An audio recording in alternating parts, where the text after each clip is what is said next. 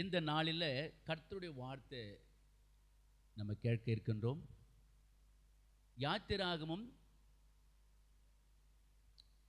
4ஆம் அதிகாரம் 29, 30, 31 ஒருத்தர் வாசிங்க. யாத்திராகமம் 4ஆம் அதிகாரம் 29, 30, 31 படிங்க பார்ப்போம். எடுத்துங்க வாசிக்கலாம். மோசே ஆரோனும் போய் கூடி வர செய்தார்கள். சகல வார்த்தைகளையும் ஆரோன் சொல்லி ஜனங்களுக்கு முன்பாக என்ன செய்தான? அடையாளங்களை செய்தான். ஜனங்கள் என்ன பண்ணலாம்? விசுவாசித்தார்கள் என்று சொல்லப்படுகிறது. பிரியமானவர்களே, ஒருவேளை மோசேயும் ஆரோனும் போய் இஸ்ரேல் ஜனங்கள் இடத்துல போய் மூப்பர்களையும் ஜனங்களையும் வரவழைத்து அவர்களுக்கு முன்பதாக அடையாளங்களை செய்தார்கள். என்ன அடையாளங்களை செய்தார்னு பார்க்கும்போது, தேவன் சொன்னபடி அவங்க ஒரு அடையாளங்களை செய்தாங்க. கோலை கீழே போடு, கோலை கீழே போடும்போது சர்ப்பமாக மாறினது. அடுத்து ஒரு அடையாளத்தை அவங்க செய்கிறாங்க. உன் கையை மடியில் போடு, மடியில் போட்டு எடுக்கும்போது அந்த கையை வெண்குஷ்டமாக இருக்கும். மறுபடியும் கையை மடியில் போட்டு எடுக்கும்போது மறு கையை போல் மாறினது.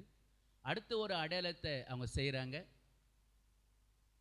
தண்ணீரை மொண்டு தரையில் ஊற்று, அப்படி ஊற்றும் போது தண்ணீர் இரத்தமாக மாறி சொல்லி, இந்த அடையாளங்களை மூப்பர்களுக்கும் இஸ்ரேல் ஜனங்களுக்கும் இந்த ஆரோனும் மோசேயும் செய்தாங்க. செய்த பிறகு அவங்க ஜனங்கள் விசுவாசித்தார்கள். அல்லேலூயா. இங்கே வந்திருக்கின்ற தேவ ஊழியர்களும் சரி, இல்லை நம்ம சபையினுடைய பாஸ்டர் அவர்களுக்கும் சரி, நம்முடைய சபைகளில் இனி ஒரு காலங்களில் அடையாளங்கள் அற்புதங்கள் சபையில் செய்ய போகிறார். அல்லேலூயா. ஆமாம். எப்படி மோசே ஆரோன் மூலியமாக அடையாளங்கள் அற்புதங்கள் நடைபெற்றதோ, அதே போல் ஒவ்வொரு ஊழியக்காரர் மூலியமாக அதிசயங்கள் அற்புதங்கள் தேவன் செய்ய போகிறார். அல்லேலூயா. ஜனங்க நீங்கள் விசுவாசிக்க போகிறீங்க, அவர் மேலே நீங்கள் நம்பிக்கை வைக்க போகிறீங்க. அப்போ அந்த தேவன் இன்றைக்கு உங்களோட பேச போகிறார். விசுவாசத்தினால் என்ற தலைப்பில் நான் உங்களோட பேச இருக்கின்றேன். கர்த்தருடைய வார்த்தை கேளுங்க. உங்களை கர்த்தர் வல்லமை எடுத்து பயன்படுத்துவார். கர்த்தர் உங்களை விசுவாசத்தில் நிரப்ப போகிறார், உங்களை ஆசீர்வதிக்க போகிறார். என்றைக்கும் ஒரு சிலருக்கு ஒரு அற்புதம் அவர் செய்ய போகிறார். மத்தேயு 9ஆம் அதிகாரம் 22ஆம் வசனத்தில் இயேசு திரும்பி அவளை பார்த்து, மகளே திடன்கொள், உன் விசுவாசம் உன்னை ரட்சித்தது என்றார். அந்நேரம் முதல் அந்த ஸ்திரீ சுஸ்தமானாள். உங்களுக்கு தெரிந்த சம்பவம் தான் இது. மார்க் 5ஆம் அதிகாரத்தில் இந்த சம்பவம் சொல்லப்படுகிறது. பெரும்பாடு உள்ள ஒரு ஸ்திரீ தனக்கு உண்டானவெல்லாம் செலவழித்து சற்றாகிலும் குணம் அடையாமல் அதிக வருத்தப்படுகிற போது இயேசு கிறிஸ்து குறித்து கேள்விப்பட்டு, நானுடைய வஸ்திரத்தை தொட்டால் எனக்கு சுகம் கிடைக்கும் சொல்லி அந்த அம்மா இயேசுடைய வஸ்திரத்தை தொட்டாங்க. தொட்ட மாத்திரமே உதிரப்போக்கு நின்று போனது. அல்லேலூயா. நான் ஊழியம் செய்கிற பகுதியில் ஒரு 8 கிலோமீட்டர் தள்ளி ஒரு ஊருக்கு ஊழித்து போயிருந்தேன். அப்போ அந்த பகுதியில் இருக்கிற ஜனங்களை எல்லாரும் ஒன்றாக கூடியவரை செய்து அவங்களுக்கு இயேசு பற்றி சொல்லி ஒரு சிலருக்கு ஜெபித்தேன். அப்படி ஜெபிக்கும்போது அதில் ஒரு அம்மாவுக்கு உதிரம் போய்கொண்டே இருந்தது. ஏன்னா பெண்களுக்கு ஒரு 3 நாள் தான், இல்லை அது மேலே அதிகமாக அவங்க டாக்டர் தான் போகணும். அப்போ அந்த ஜெப கூட்டத்தில் அந்த அம்மா உட்காந்து கொண்டு இருந்தாங்க. அப்போ அவங்களுக்காக ஜெபிக்கும்போது நீண்ட நாட்களாக உதிரம் போய் கொண்டு அந்த அம்மாவுக்கு தேவன் சுகம் கொடுத்தார். அல்லேலூயா. ஏன்னா இயேசுவே நம்பினாங்க, அந்த வார்த்தையை கேட்டாங்க, இயேசு என்னை சுகம் கொடுப்பான்னு சொல்லி விசுவாசித்தாங்க. அன்று தினமே ஆண்டவர் சுகம் கொடுத்தார். அல்லேலூயா. ரோமர் 10:9 சொல்றாரு, என்னவென்றால் கர்த்தராகிய இயேசுவை உன் வாயினாலே அறிக்கையிட்டு தேவன் அவர் மரித்தோரிலிருந்து எழுப்பினார் என்று உன் இருதயத்தில் விசுவாசித்தால் ரட்சிக்கப்படுவாய்.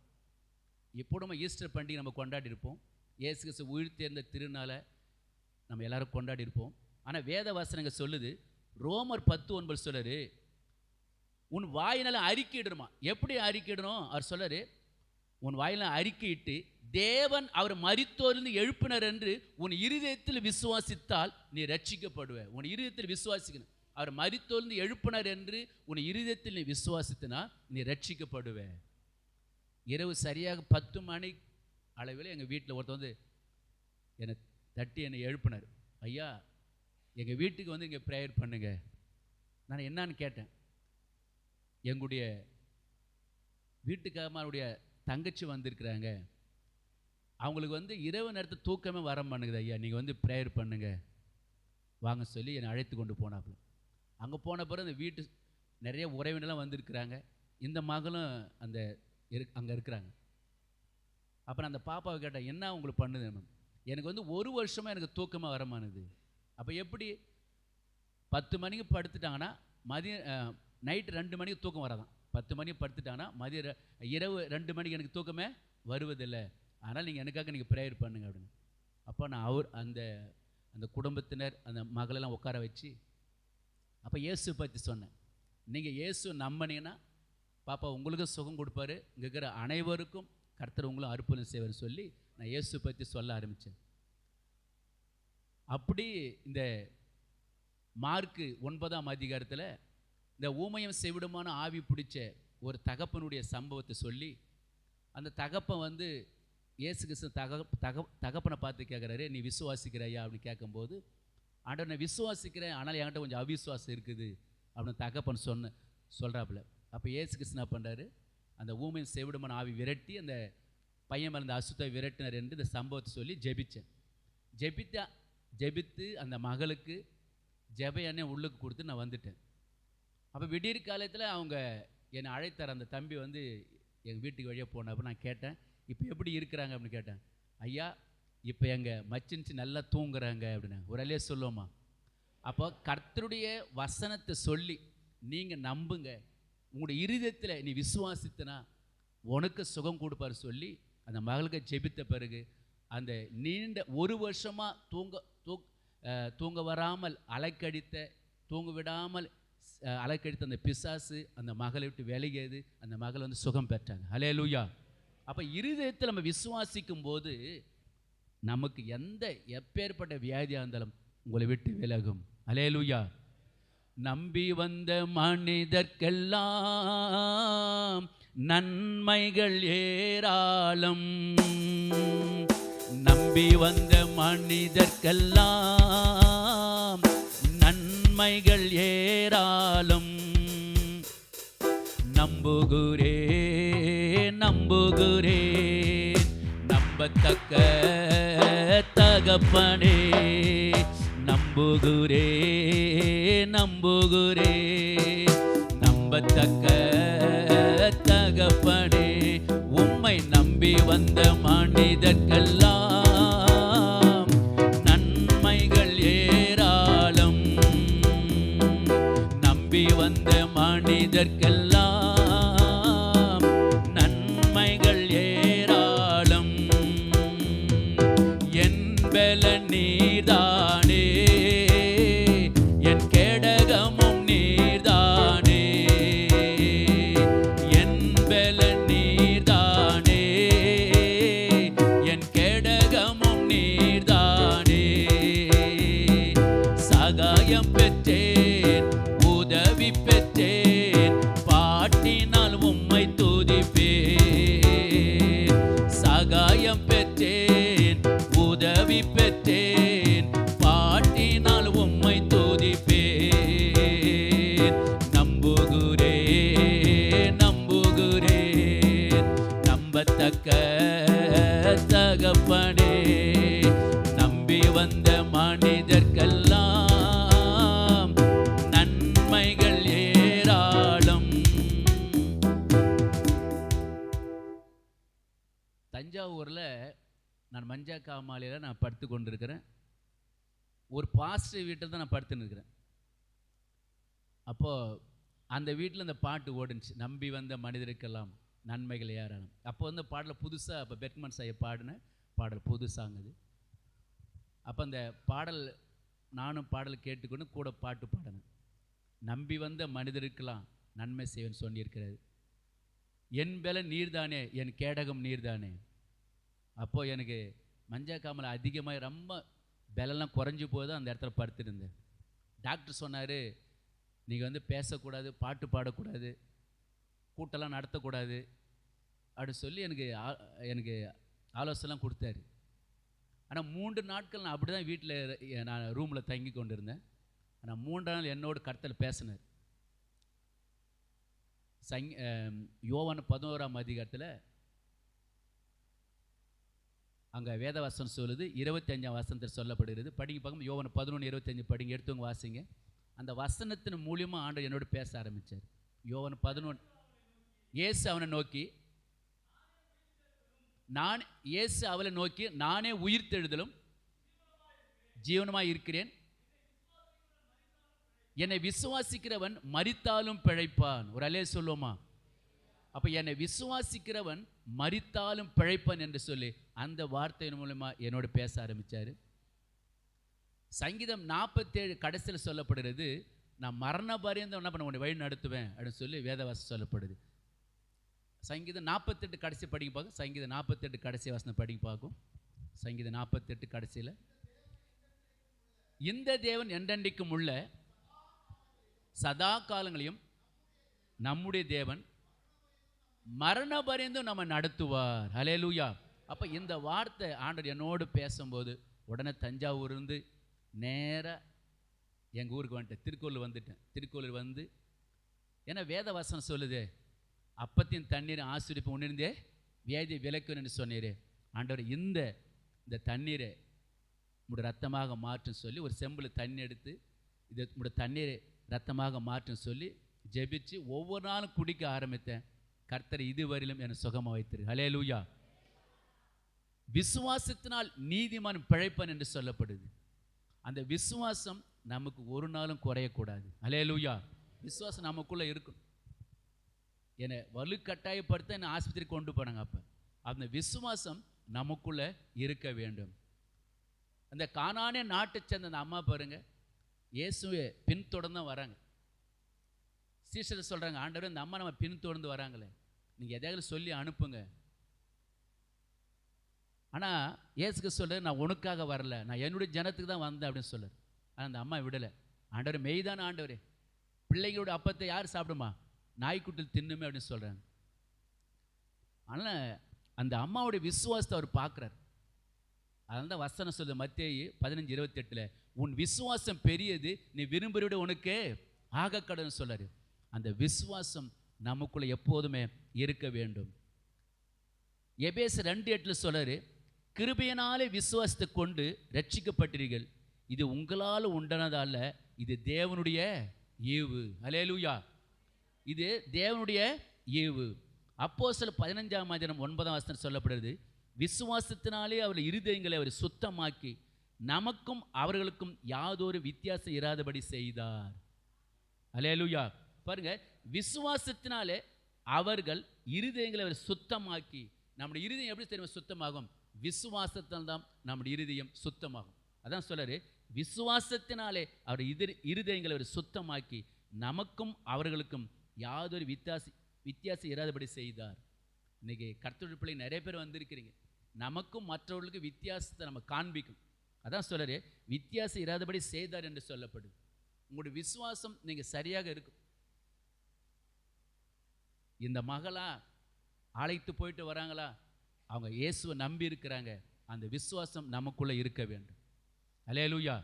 ரோமர் 4:17 சொல்றாரு, இல்லாதவைகளை இருக்கிற போல அழைக்கிற தேவன் சொல்லப்படுது. அவர் எல்லாவற்றையும் இல்லாதவர்கள் இருக்கிற போல அழைக்கிற தேவன். நீங்கள் மாதம் கடைசியில் எனக்கு அது இல்லை இதில் நினைக்கிறீங்க, இல்லை, ஆண்டவர் இருக்கிறதாக மாற்றுவார். அந்த விசுவாசம் நமக்குள்ளே இருக்கும். ரோமர் 3:28 சொல்றாரு, ஆதலால் மனுஷன் நியாயப்பிரமாணத்தின் கிரியைகள் இல்லாமல் விசுவாசத்தினாலே நீதிமானாக்கப்படுகிறான்.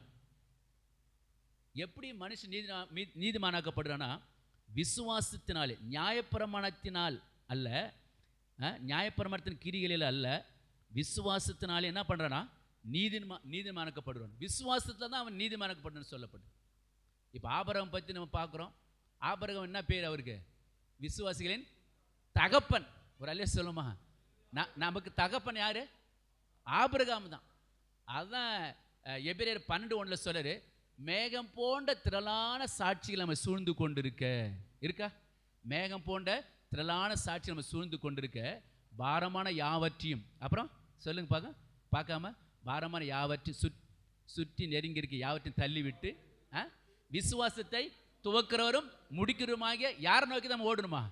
இயேசு நோக்கி தான் ஓடணும். அப்போ விசுவாசத்தை துவக்கிறவரும் முடிக்கிறவருமாகி, அல்லேலூயா. அப்போ பாருங்க, விசுவாசிகள் தகப்பன் அவர் தான் ஆபிரகாம். அதுதான் அப்படி லிஸ்ட்டில் பார்த்தீங்கன்னா மேகம் போன்ற திரளான சாட்சிகள் சொல்லும்போது முதல் யார் வர்றாரு? ஆபிரகாம். அப்புறம் தான் முதல்ல வர்றாரு. அப்போ நம்ம அவங்கள பார்க்கணும். அவங்க தான் அவங்க மேகம் போன்ற திரளான சாட்சிகள். அவங்கள பாருங்க, அவங்க எப்படி விசுவாசத்தில் இருந்தாங்க, அந்த விசுவாசத்தில் அவங்களும் நிலைத்து இருந்தாங்க சொல்லப்படுது. ஆபிரகாம் அவன் பாருங்க, அந்த 100 வயதில் தான் அவனுக்கு குழந்தைய பிறக்குது. ரோமர் 4ஆம் அதிகாரத்தில் நீங்கள் படித்து பார்த்தீங்கன்னா தன் சரீரம் செத்து போனதையும் சாரியாடு கர்ப்பம் செத்து போனது எப்படி இருந்தான் அவன்? எண்ணாதிருந்தான். ரோமர் 4ஆம் அதிகாரத்தில் நீங்கள் 18 வசனம் படிங்க பார்க்கும். ரோமர் 4:18 படிங்க, எடுத்துங்க சத்தமாக படிங்க பார்க்கும். ரோமர் 4ஆம் அதிகாரம் 4:18 படிங்க. மைக்கில் படித்தவங்க நல்லா படிங்க. சொல்லப்பட்டபடியே தன் அநேக ஜாதிகளுக்கு தகப்பனாவது நம்புவதற்கு ஏது இல்லாது இருந்தும் அதை நம்பிக்கையோடு விசுவாசித்தான். படிங்க, அடுத்து படிங்க. அவன் விசுவாசத்தில் பலவனமாய் இருக்கவில்லை. ஏறக்குறைய 100 வயதுமாய் இருக்கும்போது தன் சரீரம் செத்து போனதையும் சாரோட கர்ப்பம் செத்து போன எப்படின்னா எண்ணாதிருந்தன்னு சொல்லப்படுகிறது. சரீரமே செத்து போயிடுச்சு, குழந்தை உருவாக்குற அணுக்களே என்ன செத்து போயிடுச்சு. ஆனாலும் அவன் ஆண்டவர் மேலே நம்பிக்கையாக இருக்கிறான். எனக்கு ஆண்டவருக்கு அற்புதம் செய்வார், எனக்கு குழந்தை வயது கொடுப்பாரு. அந்த விசுவாசத்தில் அவன் உறுதியாக இருந்தான். அதை கீழே படித்து பார்த்தீங்கன்னா அவன் விசுவாசத்தில் எப்படி பலவீனமாக இருக்கவில்லை. ஒரு அலைய சொல்லுமா, என்னது பலவீனமாக இருக்கவில்லை சொல்லு. அந்த விசுவாசம் நமக்குள்ள எப்போதுமே இருக்க வேண்டும். அல்லேலூயா. அதுதான் நமக்கு மேகம் போன்ற திரளான சாட்சிகள் அப்படின்னு சொல்லும்போது முதல்ல ஆபிரகாம் தான் வர்றாரு. அப்போ அவங்கள பார்க்கணும், அவங்கள எப்படி விசுவாசத்தில் இருந்தாங்க அப்படின்னு நம்ம பார்க்கணும். அல்லேலூயா. ஆமாம், நீங்கள் ஈசாக்கு பாருங்க. ஈசாக்கு அந்த தேசத்தில் பஞ்சம் வருது, ஆண்டவர் சொல்ல நீ போகாதப்பா, நீ இங்கே இருந்தாரு. அங்கே இருந்தனால பாருங்க, பஞ்ச காலத்தில் கூட அவன் 100 மடங்கு அறுவடை செய்தான்னு சொல்லப்படுது. கர்த்தரையே நம்பி தான் அந்த தேசத்தில் இருக்கிறான். தேவன் அற்புதம் செஞ்சார். அல்லேலூயா. ஒரு சிலர் நினைக்கலாம் இப்போ கூட யுத்தம் நடந்து கொண்டிருக்கிறது, இப்போ நிறுத்தி வச்சிருக்கிறாங்க. ஈரான், ஈராக், இஸ்ரேல், அமெரிக்காலாம் சேர்ந்து யுத்தம் நடந்து கொண்டிருக்கிறது. ஆனால் இப்போ அந்த யுத்தத்தை நிறுத்தி வச்சிருக்கிறாங்க. ஆனால் அந்த யுத்தம் நடந்து கொண்டு இருப்பதனால நமக்கு சிலிண்டர் பிரச்சனை வரலாம், இல்லை பெட்ரோல் டீசல் ரேட்டு ஏறலாம். இப்போ எவ்வளோ பஞ்சங்கள் வந்தாலும் கூட கர்த்தரை நம்பி இருக்கும்போது நமக்கு எந்த குறையும் இருக்காது. அல்லேலூயா. நம்மளை போஷிப்பார், அந்த தேவன் நம்மோடு கூட இருக்கிறார். அப்போ விசுவாசத்தினால் நீதிமான் பிழைப்பான் என்று சொல்லப்படுகிறது. இங்கே என்ன சொல்லுங்க, நியாயப்பிரமாணத்தின் கிரிகள் அல்லாமல் விசுவாசத்தினாலே நீதிமானாக்கப்படுது என்று சொல்லப்படுகிறது. அல்லேலூயா. கரம் ஒன்று தோட கண்டேன், நிமிர்ந்தேன், இயேசு நின்றார். கரம் ஒன்று தோட கண்டேன், நிமிர்ந்தேன், இயேசு நின்றார். என்னை அரவணைத்தார், ஏந்தி கொண்டார், குழந்தையை போலானே. என்னை அரவணைத்தார், ஏந்தி கொண்டார், குழந்தையை போலானே.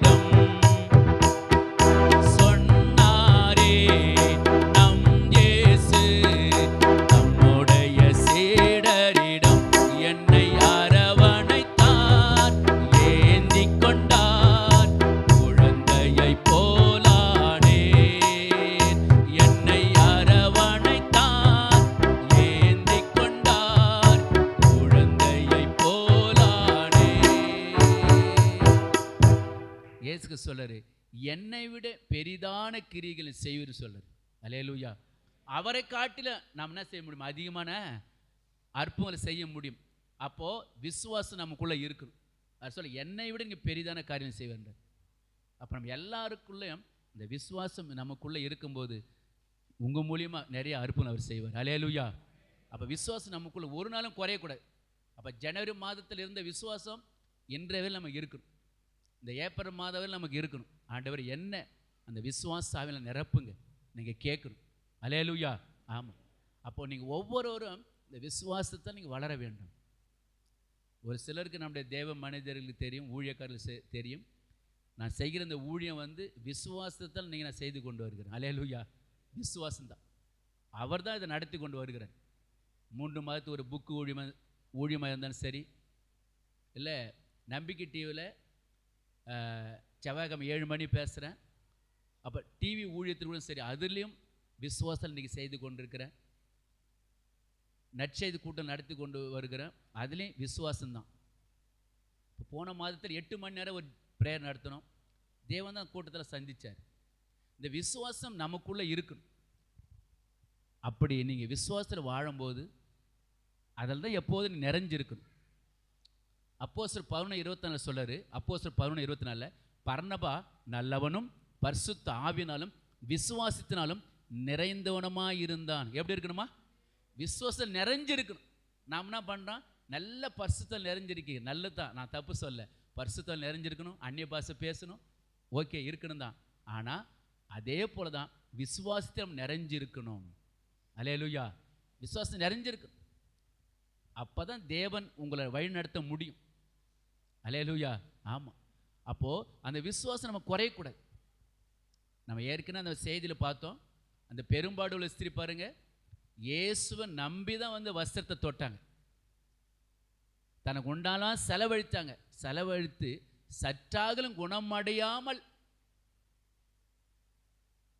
இயேசு நம்பி தான் வஸ்திரத்தை தொட்டாங்க. அல்லேலூயா. ஆமாம்.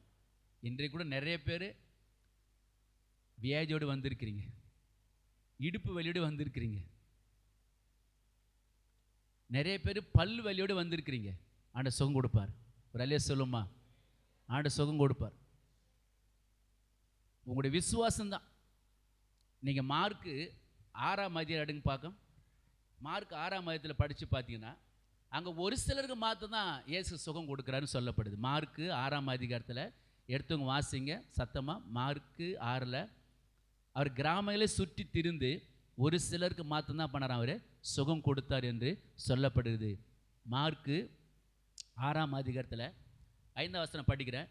அங்கே அவர் சில நோயாளிகள் மேல் கைகளை வைத்து அவர்களை குணமாக்கினது அன்றி வேறே ஒருபோதும் அற்புதம் செய்யக்கூடாமல் அவருடைய அவிசுவாசத்தை குறித்து அவர் ஆச்சரியப்பட்டு கிராமங்களிலே சுற்றி திரிந்து உபதேசம் பண்ணினார். அவருடைய அவிசுவாசத்தினாலே ஒரு சிலர் சுகம் கிடைக்கல. அதான் வசனம் சொல்லுது, அவருடைய அவிசுவாசத்தை குறித்து அவர் ஆச்சரியப்பட்டு கிராமங்களிலே சுற்றி திரிந்து உபதேசம் பண்ணினாராம். அப்போ ஒரு சிலருக்கு தான் அவர் சுகம் கொடுத்துக்கிறார், ஒரு சிலருக்கு அவிசுவாசம் இருந்தாலும் சுகம் கிடைக்கல. ஆனால் அதே அதிகாரத்தில் மார்க் 6ஆம் அதிகாரத்தில் நீங்கள் மார்க் 6ஆம் அதிகாரம் கடைசி வசனம் படித்து பார்த்தீங்கன்னா 56ஆம் வசனத்தில் அல்லாமலும் அவர்கள் பிரவேசித்த கிராமங்கள் பட்டணங்கள் நாடுகள் எவைகளோ அவைகளின் சந்தை வெளியிலே வியாதிக்காரரை வைத்து அவருடைய வஸ்திரத்தின் ஓரத்தாகிலும் அவர்கள் தொடும்படி உத்தரவாக வேண்டும் என்று அவர் வேண்டிக் கொண்டார்கள். அவரை தொட்ட யாவரும் சொஸ்தமானார்கள். அல்லேலூயா. வஸ்திரத்தை தொட்ட அத்தனை பேர் சுகம் பெற்றார் என்று சொல்லப்படுது. அத்தனை பேர் சுகம் பெற்றாங்க. இந்த விசுவாசம் நமக்குள்ள இருக்கணும். ஜனவரி மாதம் நான் கூட்டம் நடத்துகிறேன். புது வருஷத்தில் கூட்டம் நடத்தும் போது எங்கள் வீட்டில் மனைவி பிள்ளைங்க எல்லாரும் உடம்பு செல்லாமல் எல்லாம் படுத்துட்டாங்க. நான் யாரையும் ஆஸ்பத்திரி கொண்டு போகல. கூட்டம்லாம் நடந்து முடிச்சு வீட்டுக்கு வந்தால் எல்லாம் சாப்பிட்டு உட்காந்துக்கிறாங்க. ஆண்ட சுகம் கொடுப்பார். ஏன்னா கூட்டத்துக்கு போக முடியாது, சில தடைகளை வந்தது. நான் சோர்ந்து போகலை, ஆண்ட சுகம் கொடுப்பான்னு சொல்லி விசுவாசத்தோடு தான் போனேன். போயிட்டு வரும்போது எல்லாம் சுகத்தோடு உட்காந்து இருக்கிறாங்க. அல்லேலூயா. விசுவாசம் நமக்குள்ளே இருக்கணும். விசுவாசம் நமக்குள்ளே இருக்கணும். இருந்தால் தான் உங்களுடைய வியாதியை உங்களை விட்டு விலக்க முடியும். விசுவாசம் நமக்குள்ளே இருக்கணும். எனக்கு அவர் சுகம் கொடுப்பார். அவர் மேலே விசுவாசம் நீங்கள் வைக்கணும். ஏன்னா வேத வாசனம் சொல்லுது 1 பேதுரு 5:9 சொல்றாரு. எப்படி இருக்கிற உங்கள் விசுவாசம் படிங்க. 1 பேதுரு 5 எடுத்துங்க வாசிங்க பார்க்கும். 1 பேதுரு 5:9 எப்படி இருக்குன்னு சொல்லப்படுகிற விசுவாசம். விசுவாசத்தில் உறுதியாக இருந்து. யாருக்கு எதிர்த்து நிற்கணுமா? பிசாசு எதிர்த்து நிற்கணும். விசுவாசத்தில் உறுதியாக இருந்து நீ எதிர்த்து நிற்கணும். அதிலே அந்த அதிகாரி சொல்றாரு, பிசாசு எதிர்த்து உங்களை விட்டு ஓடி போன வசனம் இருக்குது. அப்போ உங்களுடைய விசுவாசத்தில் நீங்கள் உறுதியாக இருக்கணும். அல்லேலூயா. சில பேரை பார்த்தீங்கன்னா அவிசுவாசமாக இருக்கும். சுகமாகுமா சுகமாகாது அப்படி இருக்கக்கூடாது. ஆண்டு சுகம் கொடுப்பா சுகம் கொடுப்பார் தான். நீ மார்க் 9:22 படிங்க பார்க்கும். 9:22 23 படிங்க பார்க்கும். எடுத்துங்க படிங்க. மார்க் 9:22 23. அதில் பிள்ளையின் தகப்பனை பார்த்து ஆண்டு சொல்றாரு. படிங்க பார்க்கும். மார்க் 9:22 23.